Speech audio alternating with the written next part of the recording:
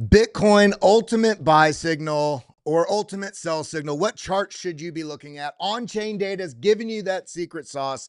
Some people are looking at altcoins thinking it's going to make them all the money in the world, but the truth is Bitcoin is the star of the show. We're going to be looking at a lot of charts today. In fact, we have somebody from Bitcoin Magazine Pro on today. We're going to be getting going here in just a moment. I'm getting this shared out to all the places. So everybody, if you are tuned in, get active in the live chat. Drop a GM and what city you are tuned in from. Let's everybody get active. Again, we're going to be breaking down some critical signals and some tools that all of you can be utilizing. And if you're not using the tools available, I don't know what you're doing. I don't know how you expect to win, but we are here to break that all down for you. Everybody get active in the live chat. Hit the like button, hit that subscribe button, ding the bell, and make sure you are ready to dive into this, because as we break down these charts, it is setting up for some of the most exciting times in the history of crypto right now. That asymmetric bet everybody's been waiting on their whole lives, and some people are still sitting on the sidelines. What are you doing?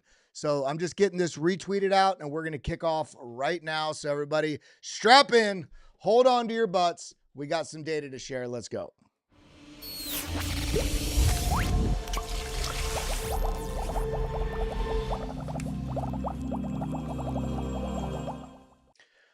Bitcoin's pumping, Bitcoin's crashing.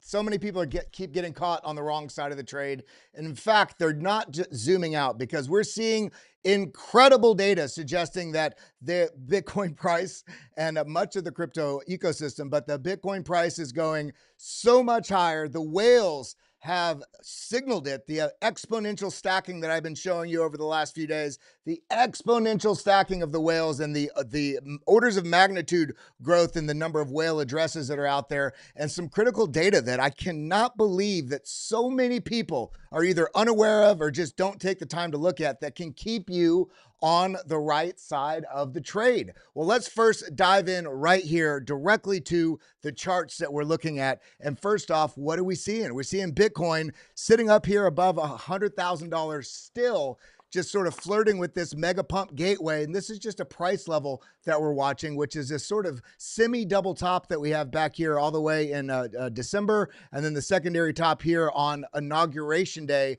on January 20th. The sell-off here, which presented an incredible buy opportunity that not only had a pullback that gave better price, but also had the signal there to show you that it was likely a good opportunity to buy. What is that signal? This bullish divergence, the falling wedge, the retest of this previous range high. And in addition to that, there's on-chain signals that have been screaming that we are still in a very asymmetric buy opportunity zone for Bitcoin. What does that mean, asymmetric? There's more risk in not holding right now than taking the chance, whether it's $10, $100, $100 million. Everybody's on a different economic strata. So let's not compare ourselves, but whatever you're comfortable with right now, the best opportunity in the history of Bitcoin is now.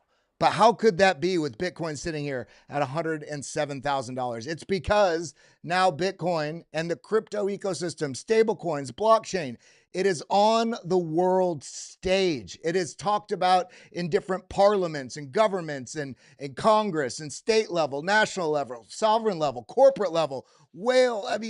The interest right now in the entire global financial structure is, how do we get access and how do we stack and how do we incorporate Bitcoin into our future strategy? And the only way you can build a future strategy is if you act now. And how do you do that? How do you act like a hedge fund? How do you make big money like the big money players? Well, you look at the data that is available. So I'm going to run through a couple things here on the data side just to set up this conversation, because we've got a great guest sitting in the wings right now. We're going to be diving in with just a few moments. And what are we looking at? First off, let's look at the coin market cap rankings. It's so simple, yet so many people don't pay attention to this. We're sitting here at $3.38 trillion total crypto market cap, and people are losing their minds. And it blows my mind, because when you realize what's going on here, price isn't moving. Well, if you actually zoom out, you realize that we're up nearly $1 trillion. $1 trillion in market cap, just under that, since this low on April 7th and April 8th.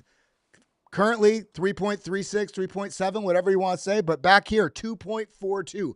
$1 trillion has come into this market, and people are still so impatient saying, why isn't the market moving? What the hell are you paying attention to if you think the market's not moving? We are riding a lightning ship to the upside. And if you want to reap those rewards, if you want to reap those profits, the price you have to pay is patience.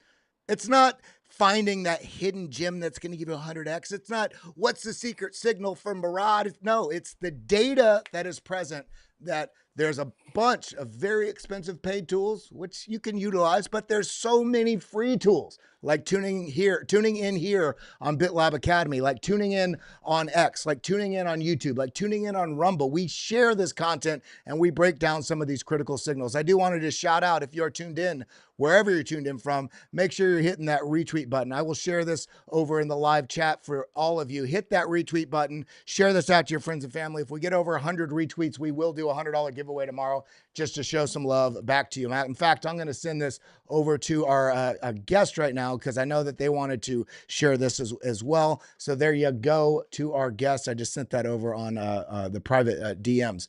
Now, what's going on here? Because if price isn't moving, then how is Bitcoin's price tracking the previous two cycles like we're seeing like this? Yes, it was perfect middle of the range here, with the previous cycle being a deviation up, the two cycles back, the deviation below, but we just threaded the needle there. And what we're seeing right now is that all indications, just on a historical trend basis, suggest that upside is very much in the cards. But what if this is just hopium? Well, let's also look at the liquidation levels. Huge amount of liquidity above us right now. The predominant area of liquidity, the magnet that price will likely get pulled towards, is all these very hot bright lights up here. Remember, Bitcoin's price is like a moth to a flame. This is where the flame is, above us right now, in addition to all the capital channels that just keep going exponential with how much money has access to Bitcoin and how much money is flowing in, and the type of players that are getting involved now versus basically, I don't want to say smart money and dumb money, but big accultured money looking at data, and people just riding hype and fear, hope, excitement, all these things. This is suggesting we're seeing big players and smart players in the market right now. On some of the on-chain data we're going to show you in a moment as well. But also that fact that retail really isn't here yet is not a scary thing. In fact, it is a tale as old as time. Smart money buys into smart areas, aka before the price just explodes higher. Dumb money buys hype and excitement. Therefore, who they're buying from? Smarter money that's taking profits into the strength of the bull trend. Therefore, then leaving the tops of the market a lot weaker, with weaker hands that are not looking for future profits. They want profit now. So you get these blow off tops. Now, what we're seeing here is not just that. We're seeing the setup across the board, not just for Bitcoin, but for stocks, in this whole idea of risk narrative. Now, I would argue Bitcoin is the risk trade. It is a risk on trade. It is a risk off trade. It is protecting yourselves against the risks of bad government policy. It's protecting yourself against the devaluation of the dollar that never stops getting printed. But beyond that, it also rides some of that tech stock narrative. But large in part, we see when the dollar shows a lot of weakness. The DXY is the chart you can look at on TradingView or wherever you're charting. But when this is falling, this tends to be very, very strong for an indication that there's liquidity interest going into those assets that you're so hoping to go to the upside. So this is actually looking beautiful if you are investing. This is a beautiful case. Now, beyond that, we talked about this chart. I got a couple more things I wanted to show. Is Bitcoin's current pullback potentially near being over? Well, this is a chart from Caleb Franzen, and what he outlined here on the near term is every time the RSI on the 1 hour chart gets into this very oversold territory, very underheated, and it clips below. I mean, this is about the 25 level, I would say. We see that this has marked good areas setting up for that next leg to the upside. Now, is it immediate? No. Profits are nearly never immediate.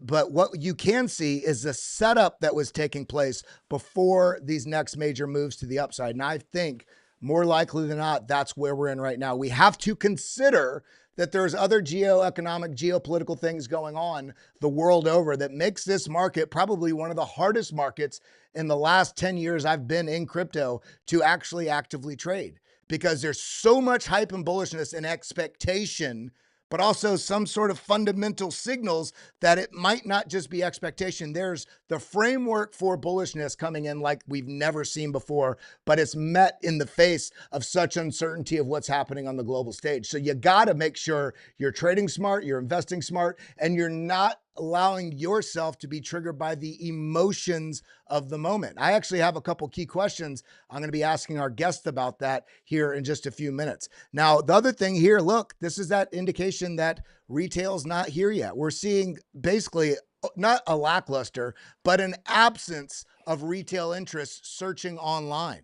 Now, what do you notice about this? If you look at the dates on this, 2021, these double tops, this also, the double tops in price action on Bitcoin also was met with these large spikes in the Google search interest on these zones. We also had that sort of run up at this point. We saw last year, the 6-7 month sideways period in Bitcoin's price action. Remember that peak we got about March? Well, look at that. We're also getting the peak here. We got another semi-peak here at this recent, remember the end of the year spike we got in Bitcoin in the crypto ecosystem, but look at where we're at right now. This is not bearish to me. In fact, this bodes overwhelming bullish excitement for me, because if the price is holding as it has above $100,000 for some time now, it's actually counting some days into weeks, holding and consolidating above $100,000 while there's nobody really new people coming in, search interest, all these different retail metrics we're looking at, we still have a huge amount of way to go. We have room to run to the upside because things have cooled off while price is held where it's at. This is overwhelmingly bullish in my opinion. And this goes back to this chart right here that I shared the last 2 days. Do not ignore this chart.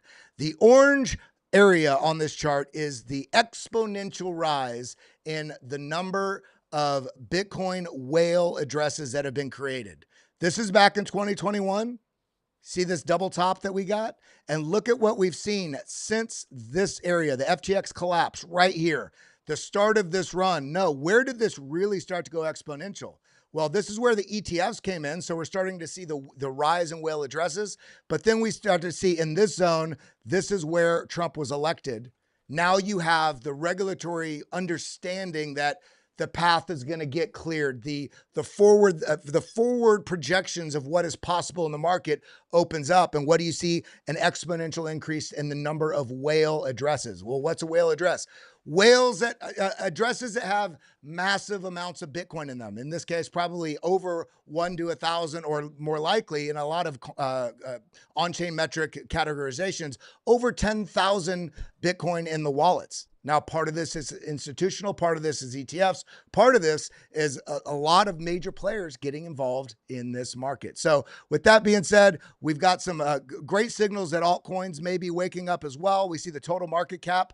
Look at this from Decode. The last 2 years were red for crypto, and this is not the MACD. This is the Decode macro trend oscillator. A bunch of different data points consolidated into this to show that this has not had all the conditions for strong bullishness, but this is just about to flip over into the green. What happened the last time this happened? Massive expansion in market caps across the board for crypto. So with that, I don't want to take all the time because we have an incredible guest here from the Bitcoin Magazine team, from Bitcoin Magazine Pro. Many of the charts that I have shared with you before, which I'm sure we're going to go over some different ones here in a second. These charts you've seen, value days destroyed, MVRV, Z-score, reserve risk. There's so much available in this. And this is not, I explicitly say, this is not a sponsored show. This is a show where we can bring on some key people in the market that are building incredible tools that provide you the ability to navigate and everything going on. So, my friend, how you doing? Thank you for being here. It was great meeting you there at Bitcoin Vegas. Kelly, thank you very much for having me. Very excited to be here. And man, that intro is getting me hyped up already. Yeah, very bullish on the Bitcoin space. I'm sure we're going to cover lots of charts looking into all of that. But yeah, in general, just couldn't be happier with how Bitcoin's looking from a data perspective. And that's all really we like to do with Bitcoin Magazine Pro. Just try and keep it as simple as possible. It can be really easy to get lost in the data and just almost get paralysis by analysis in the space. So I like the work that you do. Again, just trying to simplify, demystify the process for everyone. And hopefully today, again, we can show some charts which, again, kind of reaffirm why we have such a bullish outlook on Bitcoin over the coming weeks and months. Well, I love it, and I've loved what you guys have been doing over there. For anybody that's not, you may not be aware, I know in the BitLab Academy courses that many of you have gone through, there used to be a website called lookintobitcoin.com, and Bitcoin Magazine Pro took over that. It basically completely, built it up, and it's a great site. There's so many free tools on there as well as some paid tools as well. But I'd love to just get your general idea of where do you think we're at in the market? And from a beginner's perspective, if they have no idea what on-chain data is or some of these charts we're going to be sharing, how some of these charts can impact your outlook on determining, are we at a market cycle top or is there still room to run? And we can pull up your screen. Yeah, great. So first and foremost, on-chain data.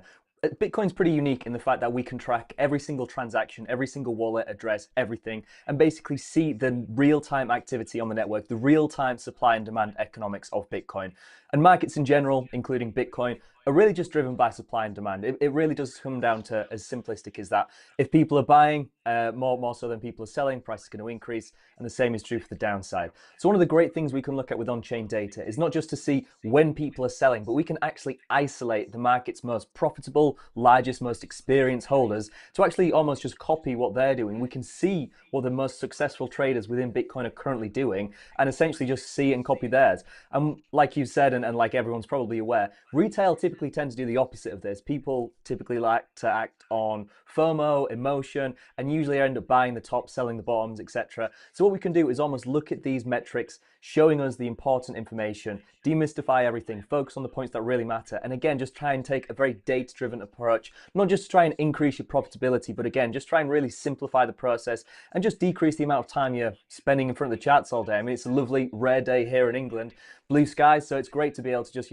check the charts for a few minutes each morning, go about my day and know that I'm kind of up to speed with what's going on in the Bitcoin market, not just in terms of price action, but how healthy the network actually is.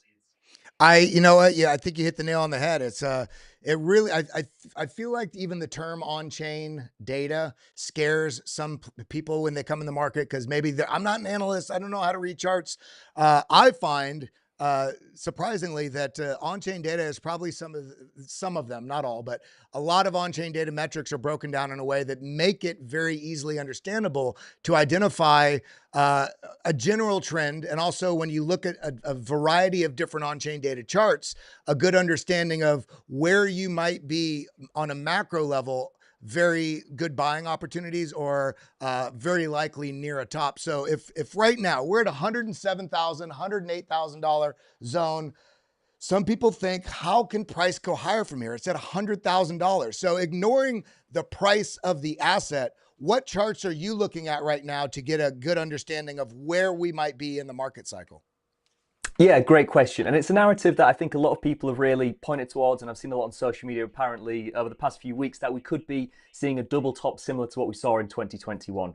Now, the data just isn't supporting that at all. If we can load up the chart that I've got here, this is looking at the long-term holder supply. So this is just the total amount of Bitcoin that's currently in circulation, so 19.8 million or so. We can isolate all of that Bitcoin to see the long-term holders and how much Bitcoin they're currently holding. And what we can see, very dissimilar to what we usually see at this point in a cycle, the long-term holder supply of Bitcoin is absolutely skyrocketing. This is behavior we typically see during bear cycles when lots of investors say, you know what, maybe I missed the peak, I'm going to hold through to next cycle. Lots of short-term investors who maybe just wanted a quick buck become long-term holders and having to hodl that bag throughout the next few years. What we're seeing is Bitcoin is now on the door of new all-time highs, and no long-term holders are taking significant profit. Of course, there is some profit taking happening, otherwise price would just be going up all the time.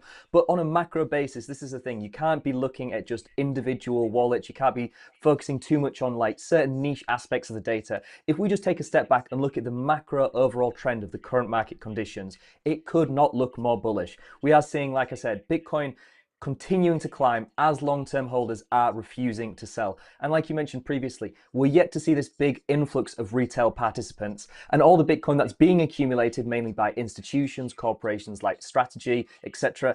They might not ever sell again. A lot of this Bitcoin might never see the open market again. And the term short squeeze is thrown around quite a lot. But if we look at something like the Bitcoin funding rates, we can see even as recently as a couple of days ago, a majority of leverage traders are actually shorting the Bitcoin market. So we're seeing open interest increasing while people are shorting the market, alongside basically a supply drought. There's just not enough Bitcoin going around, especially after the past halving event last year where we saw the Bitcoin reward drop down to 3.125. There's only 450 new Bitcoin mined every single day. And again, in a few years' time, that's going to decrease by 50% again. At some point, the supply and demand economics of the market are just going to work so incredibly well in Bitcoin's favor for considerably more price appreciation. So where do I think we are in this cycle? Well, if you'd have asked me a few months ago, as we were seeing the long-term holder supply of Bitcoin decreasing as we were above 100K, which is pretty normal, pretty healthy for where we'd expect to be in that point of a cycle, I'd say we were maybe 60, 70% of the way through the cycle, maybe seeing a peak at 130, 40, $50,000 or something like that. But now, just looking back, looking at all the macroeconomic data, because like as you said as well, we like to look for confluence. It's not just one data point we're watching. We'll cover many charts in this session, I'm sure, but from many different perspectives, we're seeing an overwhelming amount of upside potential remaining for this cycle, which gives me confidence that the remainder of 2025 can look incredibly strong, and potentially even extending into 2026 as well. Well, on that note, this is one of the things I wanted to ask your opinion on. On the one hand, we have 450 Bitcoin mined a day, right? And in about 3 years' time, we'll have right at about 3 years' time, we'll have that cut in half yet again. But let's look at that 450 Bitcoin mined a day right now, and the overwhelming purchasing power that's been coming in that's completely eclipsing that. And yet price isn't running away. You know, I know everybody has a price point at which they'll sell. So some people say you never sell Bitcoin. Other people are only in for Bitcoin for the trade. Now, there's been all this discourse and talking points, argument in some ways about the supply shock that's coming. But at the same time, you see people like Checkmatey and TXMC also discussing, well, is there really a supply shock? Yes, those levels are low on exchange. However, you're always going to find different players that can offload large amounts of Bitcoin. So how much of this market is going to maintain this control from market makers right now? When will supply shock potentially come in? Is that not going to be in our wheelhouse for the next 4, 5, 6 years because the big players are in, like BlackRock, Fidelity, even Wintermute shaking their weight around both in Bitcoin and also altcoins? When is supply shock going to dominate the market making narrative within this market? I mean, realistically, it's difficult to say. And one thing I like to say, I know it's a bit of a cop-out answer, but it's much better to react to the data than try and predict the future. But in saying that, which isn't a very fun answer, I will say that Bitcoin's supply shock, it does take time. I mean, we're still a relatively new asset, 15 years old or so, and Bitcoin still has millions in circulation. And even though we are seeing a huge amount of institutional, corporate, everything accumulation, realistically, it's currently only accounting for about 14.5% of all Bitcoin in circulation, which of course is a lot considering it's only been a few years, which there's really been this big growth in interest by this institutional accumulation. But a vast majority of Bitcoin is still in the hands of retail participants like you and me. And a lot of people who were buying Bitcoin at $1, $100, $1,000, you know, they see 100K and think, might not be a bad time to maybe cash in a few of these, buy a house, buy a car, whatever you want to do, which, I mean, makes sense. This is just a natural part of the cycle. And I mean, we can get into the market making potential shady tactics that may be at play behind closed doors trying to suppress Bitcoin's price action. But of course, everyone likes to talk about manipulation when it's suppressing price to the upside, but when price is potentially being suppressed to the downside, people often overlook the point of manipulation. So I think this is something that could work in both ways. Maybe we're not seeing these big, massive upswings currently, but I also think Bitcoin's downside potential is also going to be muted going forward. Whereas historically we've seen these 70, 80, 90% drawdowns. Going forward, I don't see us having more than like a 40, 50, 60%. Of course, it's going to depend on the current conditions at the time. If you have a big black swan event, of course, all bets are off. But realistically, this decrease in volatility that comes with institutional adoption is good for the long term, as much as it might seem, let's be honest, somewhat boring in the short term. You know, and the other thing that came to mind when you're discussing that too is we've talked about people taking profits to spend on life's goods, life's things, life's expenses. But we're also entering a stage now where I think there's going to be a very large growing awareness of the different financialization projects and products out there for Bitcoin, whether it be taking a loan against your assets so you don't take a taxable event, or so you can also maintain ownership of your Bitcoin while still being able to utilize liquidity from that asset you're holding. It's very exciting because nobody knows where this is going other than the downside risk is not only muted, it's becoming near eliminated comparatively from what we saw 5 years ago or 8 years ago to now, which is why I think it's such a positive asymmetric bet now. But I know you got some more charts you want to share, so let me throw it your way and I'll let you lead the ship. Yeah, and just back to your point as well, I think it's great that recently with this institutional adoption, as you said, a few years ago, it'd have been crazy to be a company wanting to put 100% of your balance sheet, your treasury reserves into Bitcoin, whereas it's a slowly but suddenly type thing where initially Michael Saylor and strategy kind of paved the way. And it's not going to be long until every company's board of directors is thinking, man, should we not just put a few percent into Bitcoin? It's going to slowly become normalized to the point where we're not talking a 60-40 equity bonds portfolio anymore. We're talking a 60-30-10 and Bitcoin just being a staple asset for not just high net worth individuals and investment funds, but pretty much everyone. We're talking pension funds. The door of liquidity opens up to literally trillions of dollars. But I know I keep rambling on. We'll go back to some charts here, which I know everyone wants to see. So I think this is actually in the thumbnail of our video, which is the value days destroyed, which is personally one of my favorite on-chain metrics. Now, what this is looking at is almost the velocity of Bitcoin. So like I said before, we can almost track the more experienced and larger Bitcoin holders. So the value days destroyed is almost tracking this velocity by weighting the transactions of Bitcoins being sent from wallet to wallet by the amount of time it's being held and the amount of Bitcoin being sent. So this might sound complicated, but this chart, and like you said previously, many of our charts are completely free. So if you go onto bitcoinmagazinepro.com, you can just scroll beneath any of them, get a full outline on what this is showing us. But essentially, yeah, it's showing us when large, experienced long-term Bitcoin holders are beginning to take some profit on their positions. When we see these big red spikes to the upside, indicates a huge amount of profit taking, like we could see last year as Bitcoin first surpassed about $70,000 post ETF launch.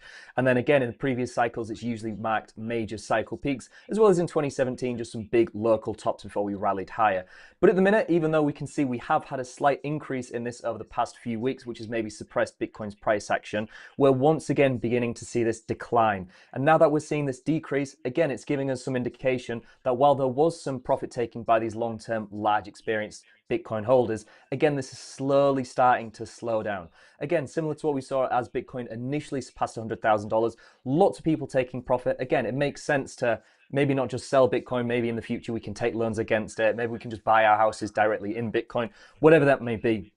But ultimately, this is just a natural market dynamic. This is going to happen in every single cycle of Bitcoin. People are going to cash in because they've made exponential profits.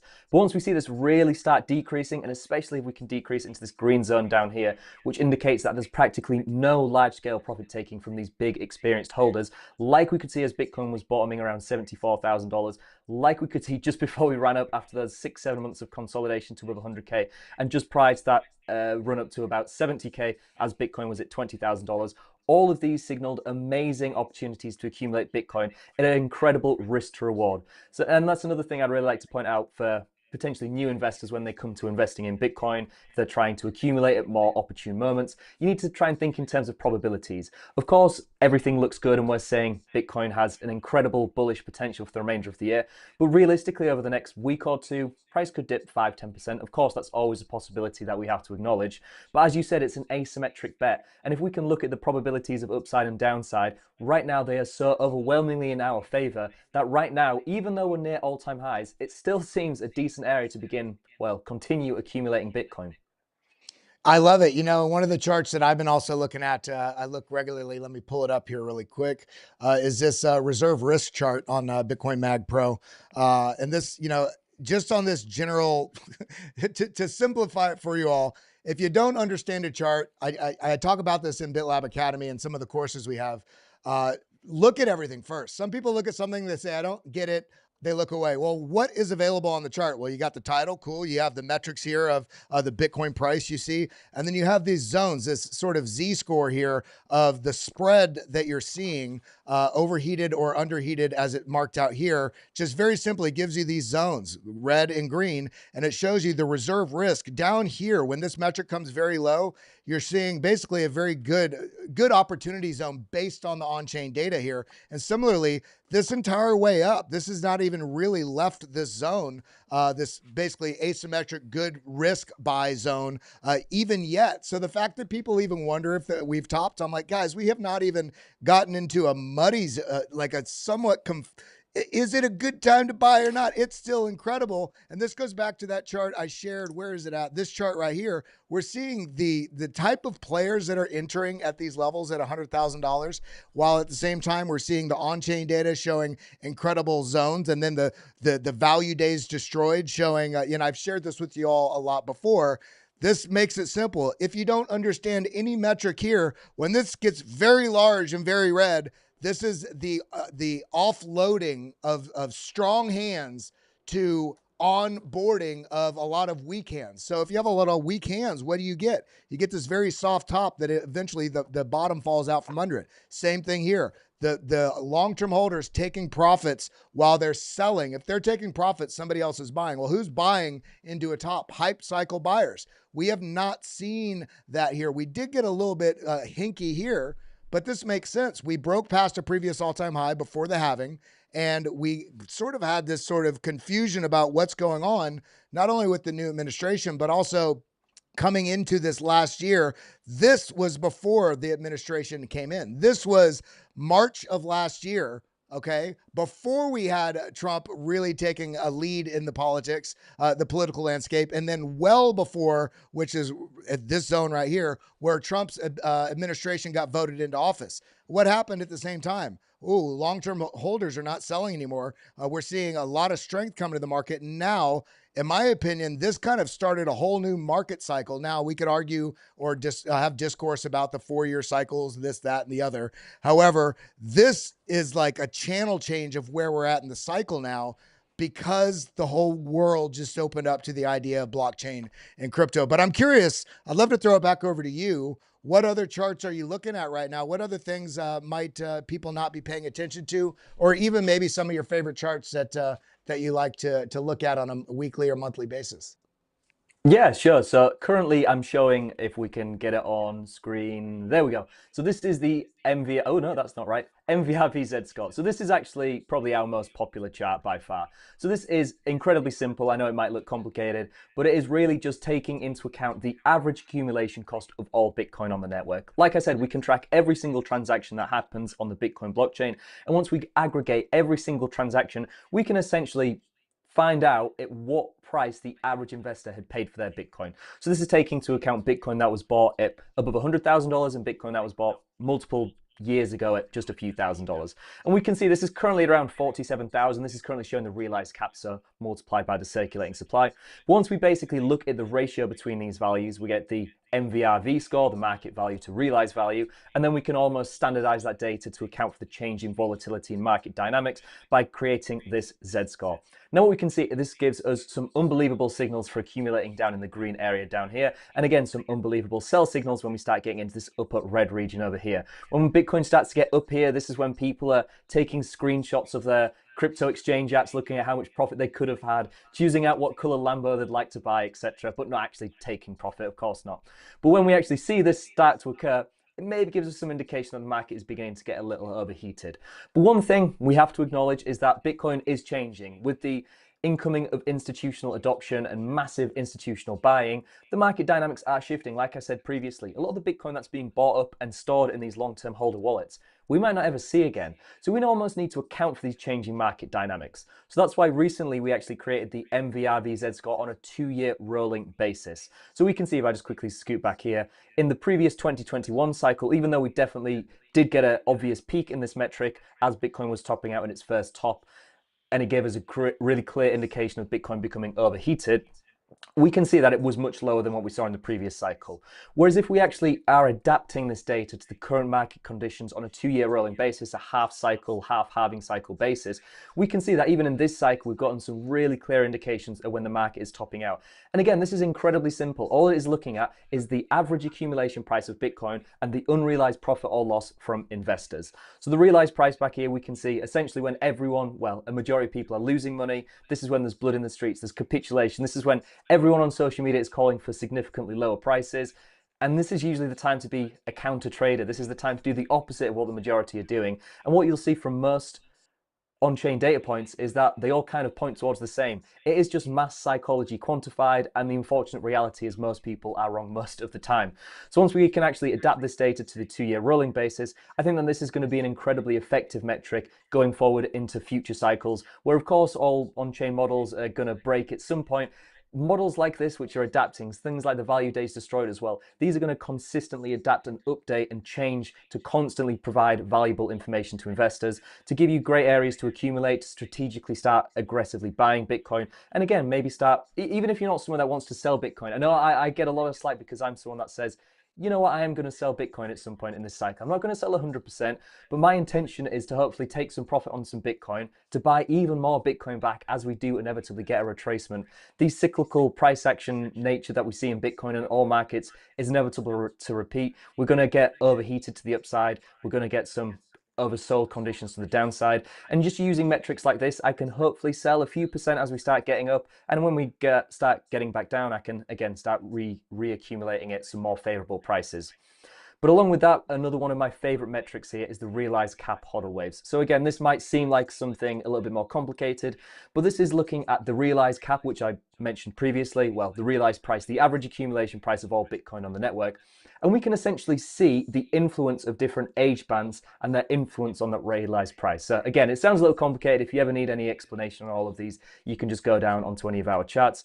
But essentially, when these big red spikes occur, this indicates that new market participants are buying Bitcoin at considerably higher prices than the historical average. And when this dips significantly, indicates that there's basically no retail interest. So what we can do is hide a lot of these older age bands and just isolate to say 6 months or less. And what we can see is Bitcoin right now is still very much early on in this cycle. We've not gotten this huge retail inflow of capital buying Bitcoin, this big massive FOMO amount. And like we could see on the Google searches, like we can see with many different indications, this is pretty cyclical. We are going to see this big influx when Bitcoin starts making headlines again. And at this point, when people start paying considerably over the odds, maybe slightly more than Bitcoin may be fairly valued at, this is when we can start taking some profit and being a counter trader to a vast majority of market participants. I mean, I love it, you know, and I messed around a couple years ago with creating some of my own on-chain metrics on CryptoQuant, and then not CryptoQuant, Glassnode. And then yeah, I don't know if you've heard of Looknode. Looknode saw one of the charts I did. I got because I was sharing it. It was in my own sort of work desk, or whatever. And then they actually implemented it on theirs. And essentially, I was looking at, and this is more theoretical. I wouldn't call this an absolute on-chain deal, but this is more theoretical. It takes a realized price. And then from the realized price, I did Fibonacci extensions and reductions on this. It also overlaying the long-term holder realized price, as well as a short-term holder realized price, just to give some clarity as to what we're looking at.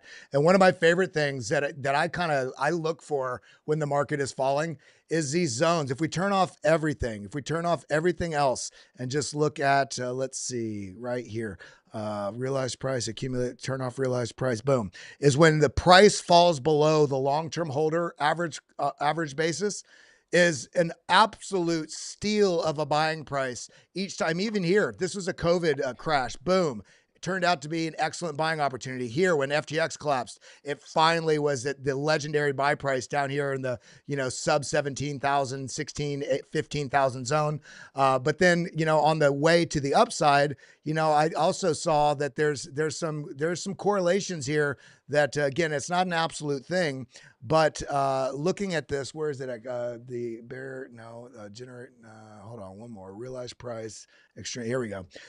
These are fib extensions beyond the realized price. And this is just follow this beautifully, hitting this sort of, I forget, I haven't looked at this in a long time, the take profit zone here. Once this taps through this, great opportunity. And the reason why I like this is because looking at where we're at right now, the start of the take profit zone currently on this on a fib basis from realized price is 160,000. This doesn't mean it has to be the top, but we've seen this broken in all previous cycles. And in fact, in the earlier cycles, when things got very, very explosive, we went all the way up into the to the extreme zone, the extreme hype zone. Back here, can you believe extreme hype was at $150? Extreme hype here, if we were to go, directly up to that, that puts us up at 234,000. Now, do I think we're going to go up there? I don't know. But I do think, much like you were talking about, I do think that 130 to 160 range is kind of like, for me, unquestionable, those areas will be hit.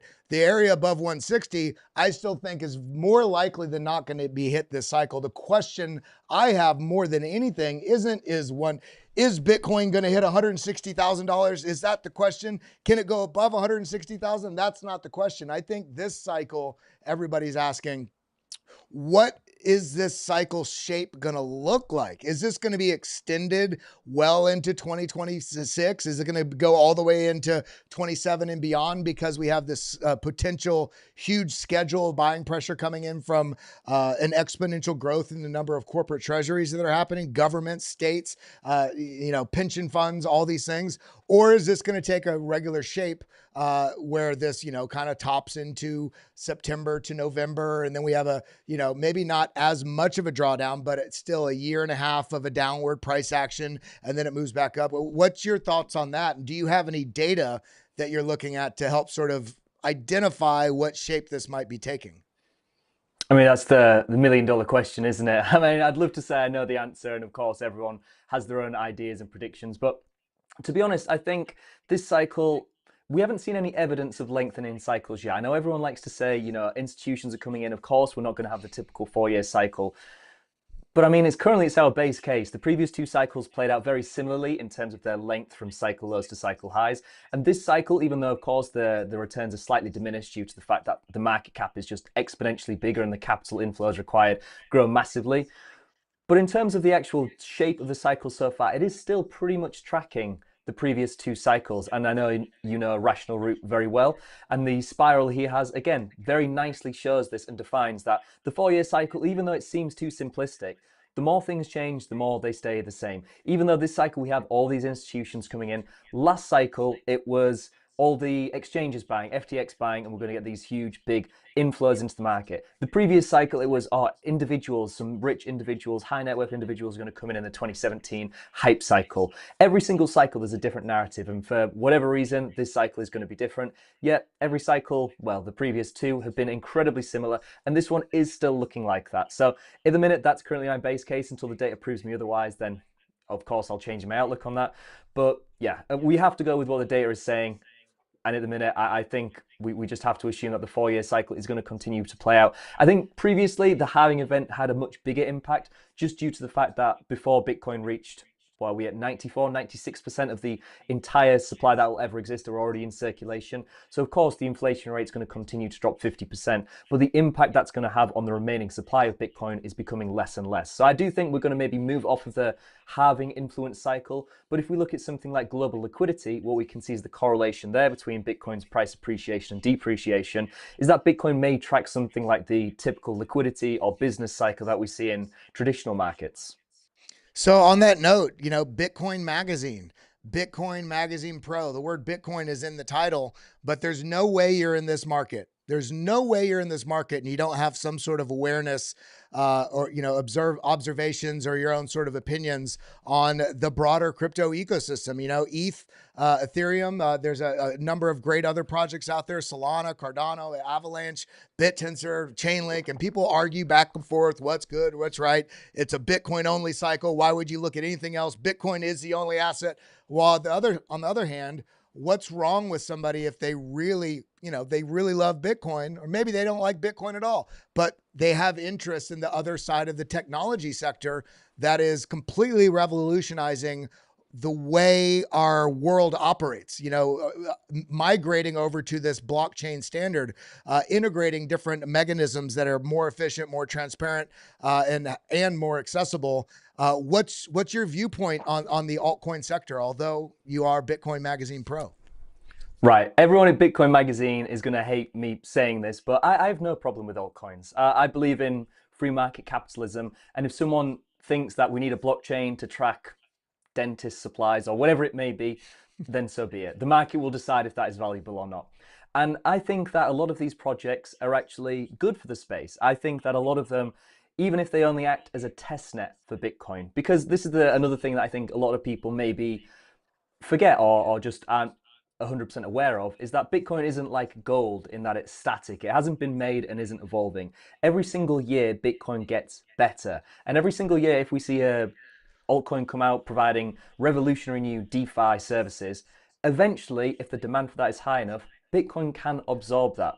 So I do think, even though that these altcoins can serve a purpose in the short term, I do think if we're talking decades into the future, that while we will see cycles in Bitcoin dominance, it is going to trend towards 90+% at some point, because before long, Bitcoin is going to provide the stable coins, it is going to provide the DeFi services, it's going to provide anything we need it to, because it is an evolving piece of software. I mean, I think you hit the nail on the head, and I talk about this a lot here on the BitLab Academy channel with all the family, our Discord, with everybody over at Discover Crypto and Blockchain Basement.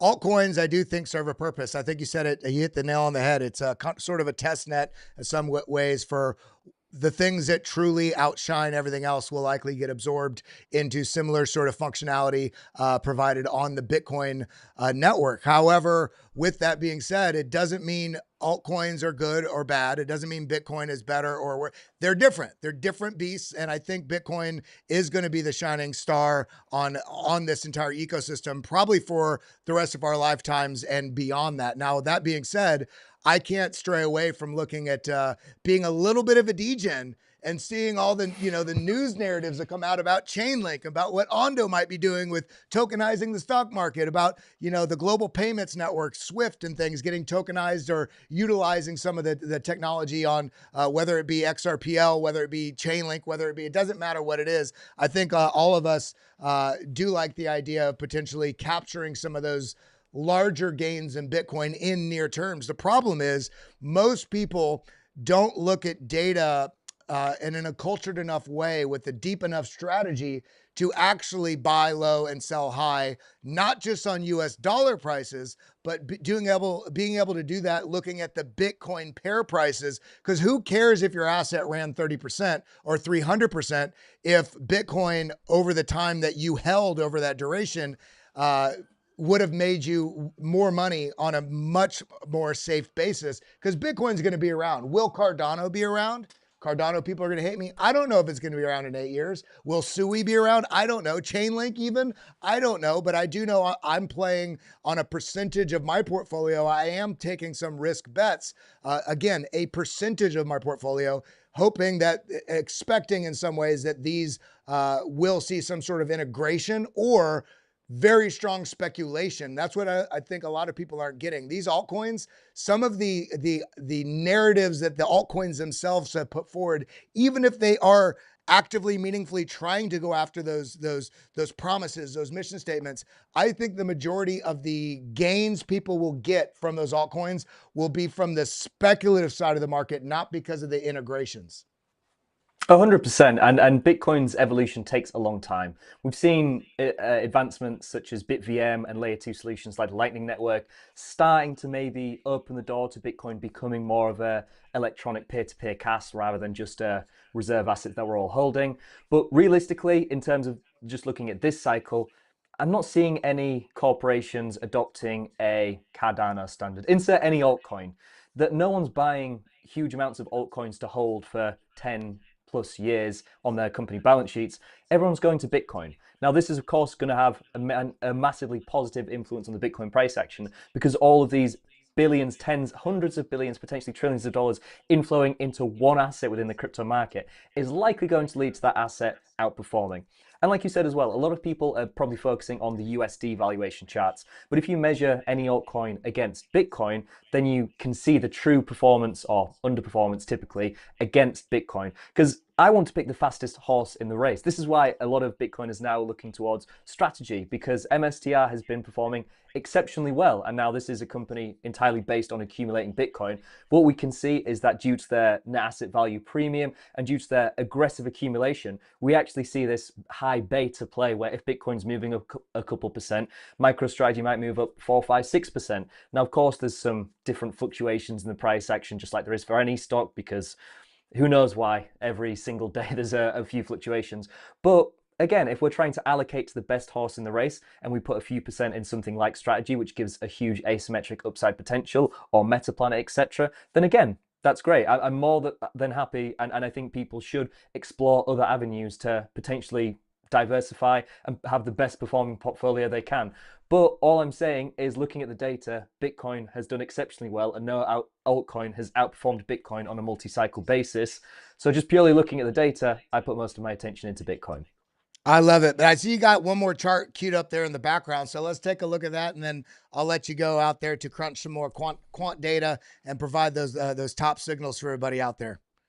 100%. So this is the global liquidity, M2 versus Bitcoin. This has been one of our most popular charts over the past few months as well. It's been a huge talking point across social media, the expansion and contraction in global liquidity and the correlation between the Bitcoin price action. Now, this is a chart you may have seen. This is just showing the amount of global liquidity, the global M2 money supply. And M2 money, if you weren't aware, is just the total amount of currency and near money in a country's economy. And what we can see is, as this is contracting, Bitcoin is usually in a bear cycle. And as this is increasing, we usually see, again, Bitcoin have these big bull cycle rallies. What we can also do, if I just find it here, is because a lot of the time when we look at the M2 money supply, it's typically always increasing. It's rarely we can go to the supermarket and we see that the prices of goods have gone down. What we can see is the acceleration or deceleration in the M2 money supply. So this is the global M2 on a year-on-year basis, and then Bitcoin on a year-on-year basis. Now, this really outlines the correlation between Bitcoin and global liquidity. Once we see these huge expansions, once the money printers start going, this gives the potential and the fuel for Bitcoin to rally exponentially higher. Now, what we have seen recently is, again, with the new big beautiful bill that's passed in the US, where the debt ceiling is going to go up, and we're going to see trillions of dollars being printed. And this is just US specifically. You have to keep in mind, Bitcoin's a global asset. If you look at the Chinese M2 money supply, again, that's absolutely skyrocketing. We're seeing this continue to trend exponentially to the upside. And usually there's actually a little bit of a lag in this data. So it's not like we see huge liquidity injections into the market and Bitcoin immediately pumps. It usually takes about 10 weeks, somewhere around there, around 70 days, for this liquidity to actually trickle down, probably initially into less risk on assets like bonds or gold, than into equities. And because Bitcoin, as much as we don't think it's a risk on speculative asset, realistically it is, once that finally trickles down into Bitcoin, people are rotating into more speculative risk on assets, and people gain more confidence in the economy and markets. This is when we see Bitcoin really begin to outperform. And as we can see recently, this is just been absolutely skyrocketing to the upside. And we've actually seen a little bit of a divergence where Bitcoin, as we've seen over the past few days, has had a little bit of a drawdown period. But as I said, there's usually about a 10-week delay in this. So if this continues to the upside, the global M2 money expansion, which by all accounts is looking like it's definitely going to continue rapidly increasing, then hopefully over the coming months, we are going to see a huge positive reaction in the Bitcoin price action as well. I love it. What a great conversation. We're going to have to get you scheduled on here regularly, maybe once a month or something like that, breaking down what you're seeing Anytime. on chain, what you're feeling. But what a great conversation. I'm glad we got to meet over there at Benjamin Cowan's Into the Cryptoverse party there in Bitcoin Vegas. But yeah, man, really great conversation. I really appreciate you. Everybody out there, you can find more information and a lot of free charts. I've showed you, I break them down for you guys regularly. BitcoinMagazinePro.com. Again, this is not a sponsored show. I try to bring you great tools, and this is a great tool. Take advantage of the tools that are available to you. Even by watching this show, being aware of Bitcoin, you're already ahead of 7.5 billion people. watching this show or any crypto show, not just mine, you're ahead of probably 7.8 billion, almost 8 billion people out there. If you're using tools, then you are on the par of doing something that nearly, I mean, I would say less than 1% of people that are navigating markets are actually using tools beyond saying, price is high, I'm excited, or price is down, I'm scared. I get so it's comical to me when I'm doing my stream and I see people say, hey, pull up the Bitcoin chart, it's crashing. And I look at it and I have to go to the 1 minute chart to even make it look like it's crashing because it is looking so gosh darn beautiful. I mean, everything that we're doing right now in the price action with the capital coming in, with the legislation that's being passed, with stable coins getting integrated. I mean, it is beautiful to me. So I appreciate you coming on, my friend. I look forward to having you back on. Do you have any closing thoughts you'd like to share with everybody out there? Yeah, just kind of just to finish off basically what you just said on the having a long time frame preference. You can make a trade every 2 or 3 years and outperform a vast majority of people. Anyone trying to outperform Bitcoin by trading too frequently is missing out on the compounding effects of this market just exponentially rallying. And again, like you said, using charts and dates like this, it may seem like everyone's using this, but realistically, we're in our own little bubble. Even at Bitcoin Vegas, where there was 35,000 people, probably 80% of them weren't aware of this data, weren't aware that you could look at charts that can really simplify your process like this. So again, of course, I'm a little bit biased thinking Bitcoin Magazine Pro is great, but there's so many great on-chain platforms out there, and BitLab Academy, of course. If you can just try and remove the emotional element from your own investing, try and take a data-driven approach, Bitcoin is so unique in that it provides these amazing insights to just try and leverage the gains of Bitcoin, that really it can just massively, as I said before, exponentially improve your profits, but also massively simplify and reduce the amount of time you're actually having to do this, which, as we all want, just more time, more freedom, more wealth. All great. So, yeah, as I said, again, thank you very much for having me. I'd love to be on the show again. It's been a lot of fun. Absolutely. And again, just to highlight that, everybody, I think every one of us at some point in life, whether you're learning guitar, whether you're investing, it doesn't matter what you're doing. This is one of the probably first times in history that in real time, if you're aspiring to make money in a market or do good at something, in this case, make money, expand your future with Bitcoin specifically, you're able to look in real time at what the smartest players in the industry are doing. And you don't have to look at one specific player, which you can, but you're looking at an aggregate data set of what is the majority of all big money, smart money doing? What is the majority of dumb money doing? I want to buy when smart money's buying. I want to sell when they're selling. I want to sell also when dumb money's buying. These two things are some of the simplest forms of on-chain, but you can get so much more beyond that, so much more granular. So thank you again. I appreciate you. And the shout out to the Bitcoin Magazine family for putting on such a great conference. And thank you for the great tool with Bitcoin Magazine Pro. Everybody, make sure you're going to follow them. I actually have their page. Let me show it really quick. I should have had this queued up. I did not because so much going on, but that is this page right here, everybody. You can follow them at Bitcoin Mag Pro and get more insights shared on a daily basis there. And of course, Bitcoin Magazine at Bitcoin Magazine for their website for Bitcoin Magazine. But again, thank you so much for being here, my brother. Everybody out there, dive into the data. Remember, price on an asset is only a data point. It's not an absolute. It doesn't mean a project's good or bad. If you're trading altcoins, price go up doesn't mean the project's getting better. It means a speculative market is trading it up. If it's crashing, it could mean something more than it just going down. You need to look at that. Do your diligence. With that being said, everybody have a wonderful day, and thank you again for being here, my brother. Thank you very much. Cheers. Cheers, brother. Now, everybody, what a great conversation that was. Again, you can find more information on them at Bitcoin Mag Pro or at the website, bitcoinmagazinepro.com. And if you come to Bitcoin Magazine Pro, let me just show you Bitcoin Magazine Pro. If it comes in, looks like this, says sign up, pricing. Great. Come over here to charts. Explore. Remember, anything you do in life, be ambitiously curious. You can look and find things even if you don't understand it. Come over here, click on charts, Bitcoin charts, and then you get a whole host of different charts you can go through, and it shows you which ones cost money. And I do advise, once you familiarize yourself with some of these charts, you're going to end up wanting some of these paid things. So it doesn't hurt to support the platforms that you're utilizing. But I love you guys. I appreciate you guys. I'm going to send you all over to Blockchain Basement now. Again, shout out to our channel partners, bitcoinira.com, LBank, our trading exchange, Arculus. Head over to getarculus.com for the best crypto cold storage solution. Use BitLab 20 for 20% off, and use that link. Get in our Discord. It's pinned in the top of the live chat. If you're watching on YouTube, make sure you're subscribed, hitting that notification. If you're watching on Rumble, thank you for being here. It's a new channel we have over there in partnership with Rumble. Make sure you hit that follow button. If you're watching on X, come and check into our other platforms so you can make sure you can always stick with us. But that's all we got for today, everybody. I love you. We'll see you over on Blockchain Basement. Adios.